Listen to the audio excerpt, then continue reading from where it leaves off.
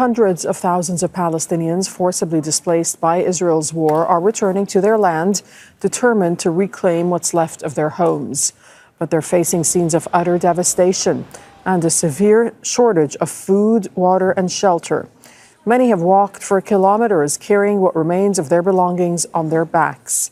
Neighborhoods that were once full of life are now unrecognizable. Palestinians now face the immense challenge of rebuilding their lives with much of the Strip's infrastructure completely destroyed. Many say they're exhausted, weak, and malnourished after more than 2 years of Israel's forced displacement, starvation, and bombardment. This place alone makes you feel heartbroken.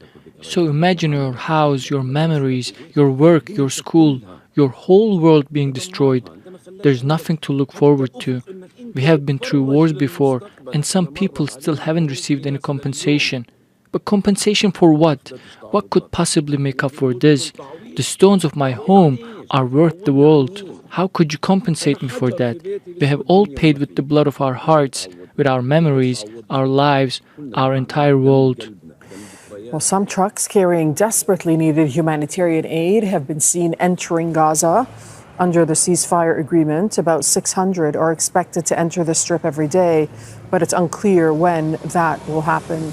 Hind al-Khudari is in Deir al-Balah in central Gaza. But first, we head to Gaza City and speak to Ibrahim al-Khalili, who'll tell us what you're seeing. Ibrahim, where you are.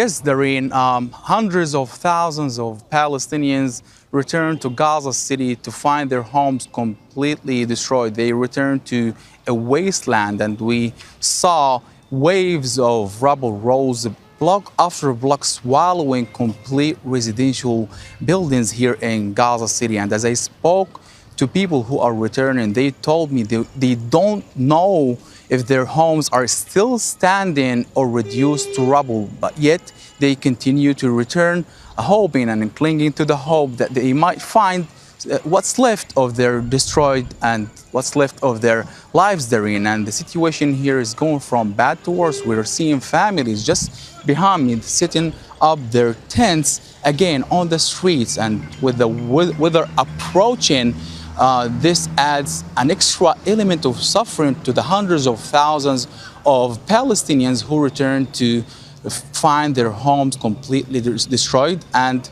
I'm joined by one of the residents who returned to Gaza City to talk about what have they found when they returned to the city therein. We are joined by Reem. She was displaced but now back again and returned to Gaza City. And Dareen, what have you found when you returned to Gaza City? I found nothing. The city is rubble, destruction.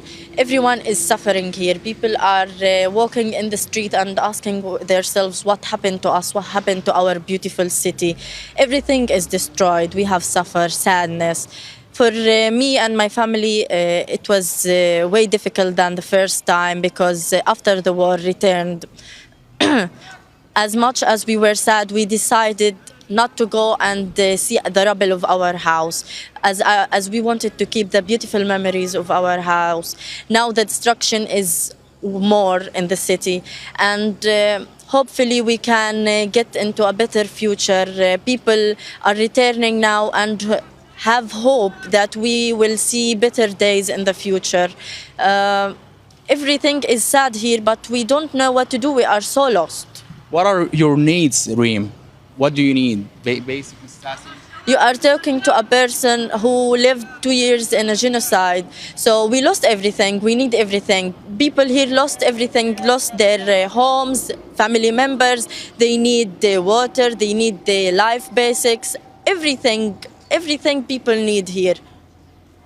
Thank you, Reem. And this is one of the eyewitnesses and one of the residents who returned to Gaza City to find her home and memories, heritage completely destroyed. She found the area that you used to grow up and live in completely reduced to rubble, Darien. This is the situation for hundreds of thousands of Palestinians, Darien, who returned to Gaza City to find it a wasteland, and they are struggling just to start from the scratch. And they told me that they are drained, exhausted after 2 years of Israel's war, which have robbed them of every possible way of income to start from this scratch. They are struggling and battling with uncertainty, the uncertain future that's defined by a deepening humanitarian crisis. People can't get access to water. Most of water pipelines were destroyed. The water wells and sewage treatment facilities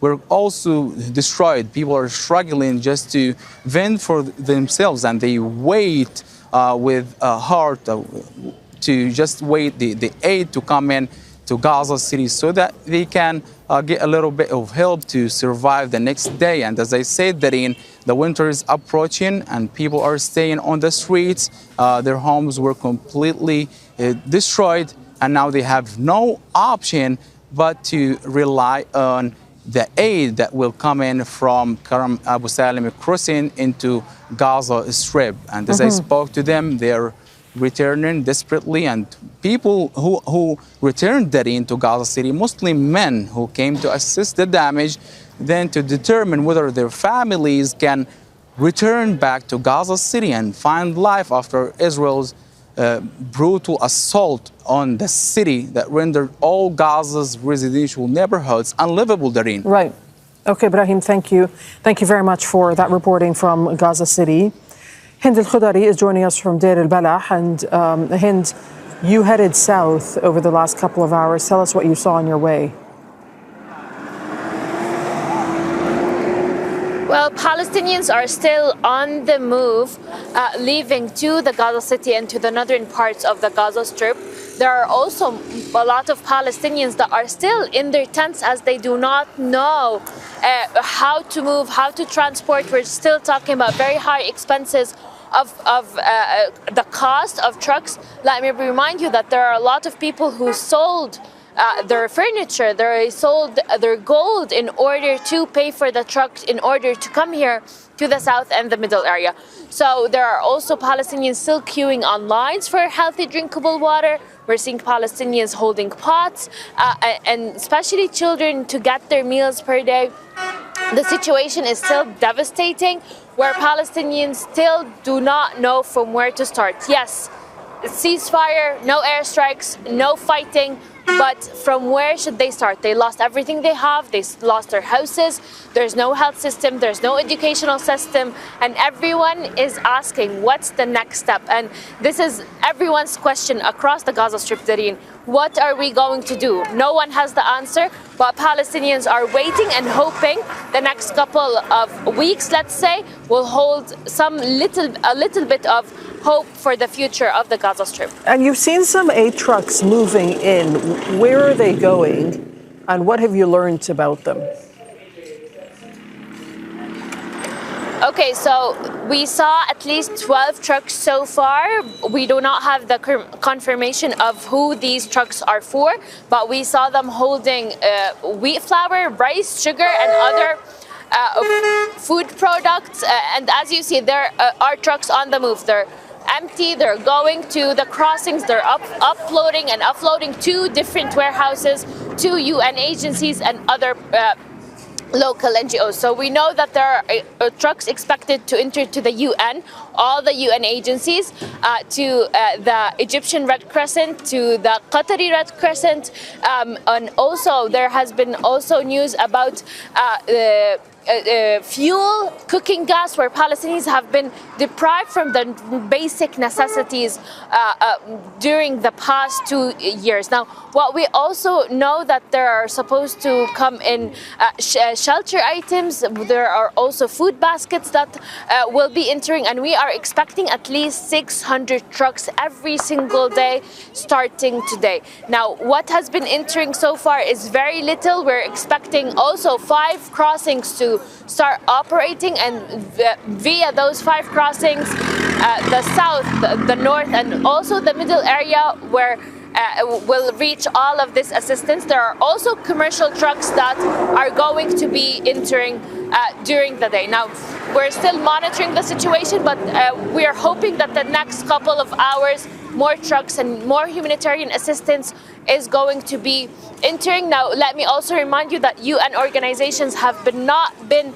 distributing since the Gaza Humanitarian Foundation started operating, and now the UN is going to restore their system. So Palestinians, we're talking about the whole population, will get food parcels, will get flour, and will get all the food items they used to get during the first year of the war. Now, this is what Palestinians are waiting for. When are they going to receive food assistance? They're also asking about medications and medical supplies, and the most important for them is tents and shelter, because they lost their houses and the winter is also coming.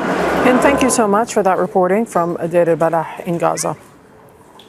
Don't miss out to get the full picture. Subscribe to Al Jazeera for reliable news and expert insights. Like, share, stay ahead.